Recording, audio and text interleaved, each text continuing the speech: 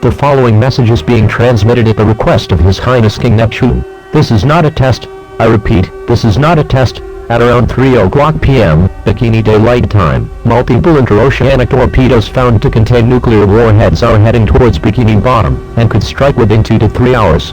Gather all your essential equipment, and evacuate the area immediately. Do not stay in place or attempt to go under the seabed, as the impact that these torpedoes are known to deal will send sediment in all sorts of directions, and may prove to be too high yield to risk going under the seabed. Staying in the area can put you at risk of pelagic fallout. Unlike fallout above the surface, which will go away after about 2 weeks, it could be months, potentially years before fallout below sea level dissipates due to it being suspended in the water.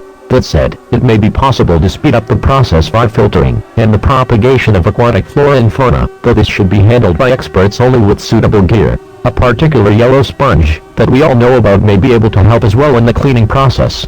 Regardless, it will take a very long time to restore the area since many ecosystems are likely to be destroyed by the explosions. Stay tuned to this channel for further updates on the